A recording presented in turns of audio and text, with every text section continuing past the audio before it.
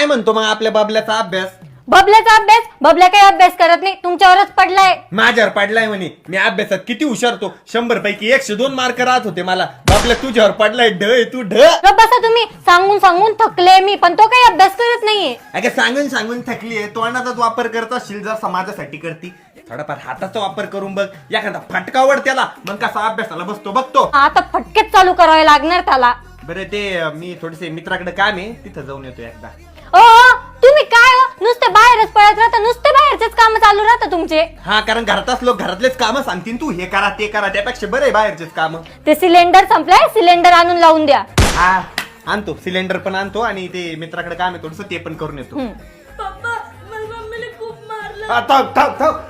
अगं तुला काय अक्कल आहे का नाही? त्या पोराचं पार ढोंगान सजून ठेवलं तू. एवढं मारत असते का त्याला? मला माहिती होतं अभ्यास करत नाही, पण एवढं मारते. अख्खा त्याचं ढोंगान सुजलं, त्याला चालता येणं झालं, त्या रड राहिलं. काही झालं तरी आपलं पोर येईन ते. तुम्ही तर गप्पच बसा. ते पोरगे ना शिल्लक होत चाललंय तुमच्यासारखं. एवढं लगे काय केलं त्यांनी? अहो मी त्याला फक्त एवढेच म्हणली, बाळा चांगला अभ्यास कर, चांगला अभ्यास केला की तुला चांगली नोकरी लागल, चांगली नोकरी लागली की तुला चांगली बायको भेटल. हा मग मग काय पोरग म्हणतं पप्पा तर लय शिकेले, पप्पाला तर लय चांगली नोकरी आहे, मग तरी पण तुझ्यासारखी बायको कस काय भेटली? मग काय शिकलं पोराचं? बरोबर तर म्हणलं पोरग. थांबा आता तुमचं पण ढुंगण सुचवते.